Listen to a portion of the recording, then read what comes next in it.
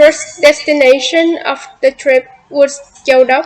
There, I visited Bà Chúa Sứ Temple and Thoại Ngọc Hậu Mausoleum.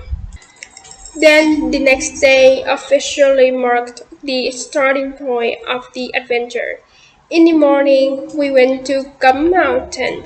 We would have to sit in a cable car to get there, and on the way up, I saw the whole view from an impressive height, which excited me so much because the view was breathtaking.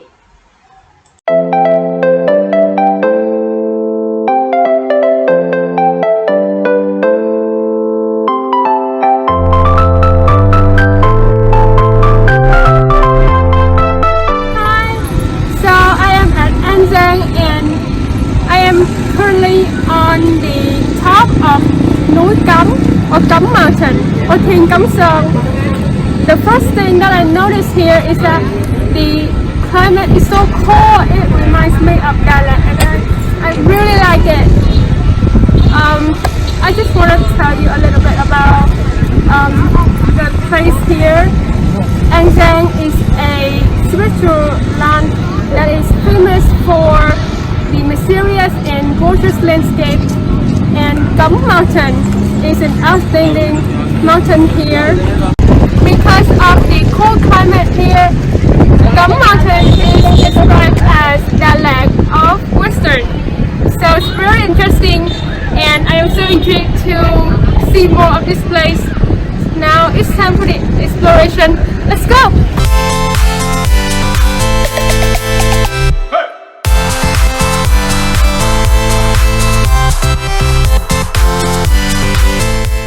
Cấm Mountain is about 710 meters high.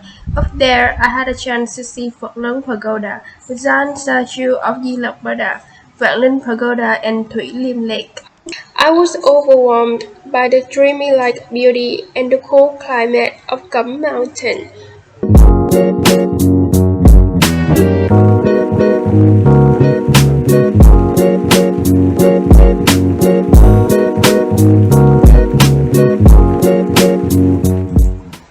The statue belongs to Phật Lớn Pagoda and has the height of 33.6 meters.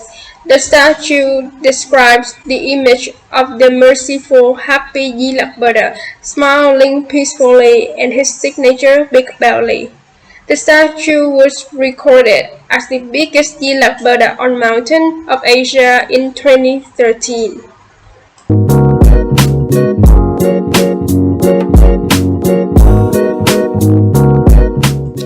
Vạn Linh Pagoda is located at 535 meters in comparison to sea level on Cấm Mountain. It is at the foot of Vô Bồ Hông, which is more than 700 meters high. Vạn Linh Pagoda is nearby Thủy Liêm Lake.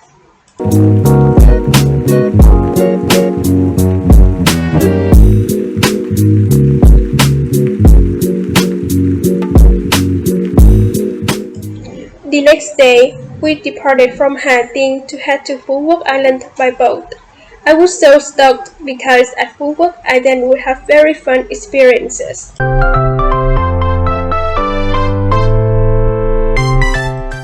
After having reached the mainland, we went visit the pearl factory. There we learned about the history of the place. We watched the staff taking the pearl out of the clam with our own eyes.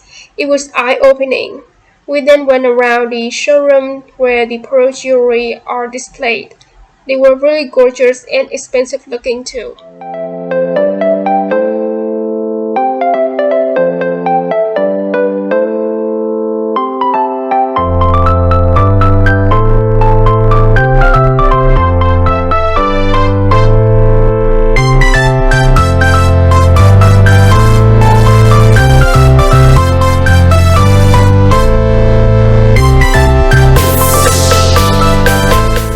Before lunch, we got to the honey farm where we learned about the bees, their kinds, and behaviors. It was interesting to see the bees in person instead of on internet or in books. I also tried fresh honeybee ice cream, which was delicious. Coming to Phú Quốc, we could not visit the nước mắm factory. Being there, we entered the room where people store the blends to make nước mắm. It's called nhà thùng. We also learn about the history as well as how nước mắm is made. Hello, I have arrived at the destination that I'm certain and I know it's gonna be the highlight of this trip. It is Vinpearl Safari!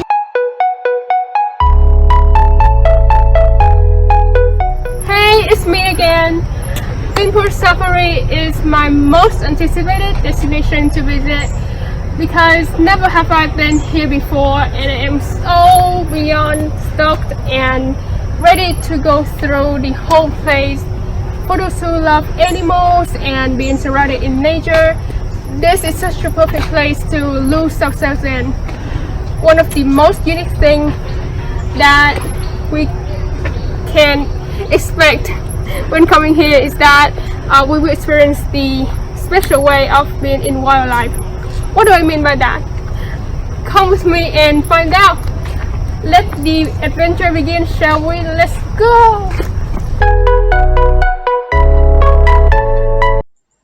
Entering Vinpearl Safari, we had an opportunity to see the animals in the semi-wild environment, which means we would get in a bus and be taken into the animals' habitat.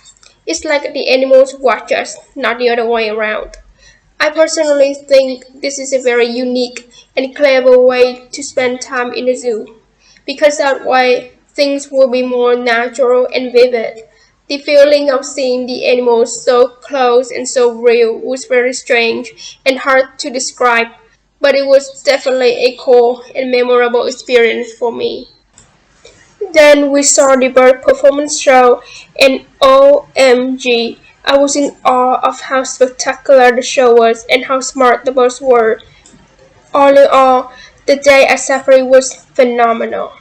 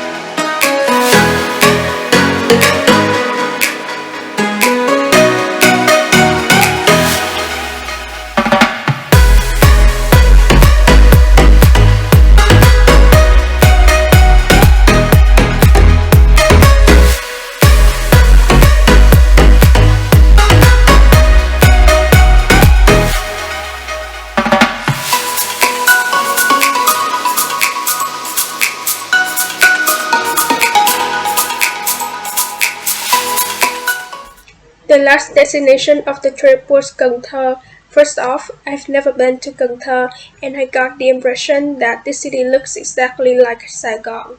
The night we arrived at Cần Thơ, I took a walk on the Love Bridge with a friend of mine. The night air was really breezy and refreshing. We chatted a lot, so it was relaxing and fun.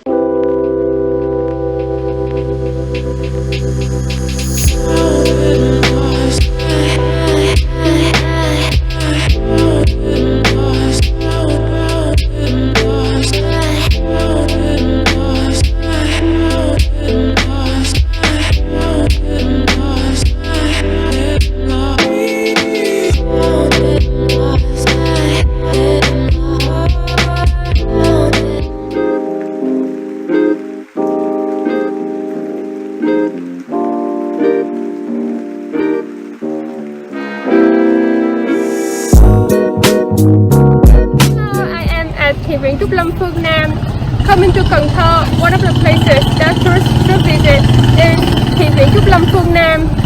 This is a religious site with very unique and impressive architectural structures. Being here, we not only have the chance to learn more knowledge about the place, but also let ourselves be immersed in the peaceful and sacred atmosphere. Come along with me and let's see around Attribution-ShareAlike.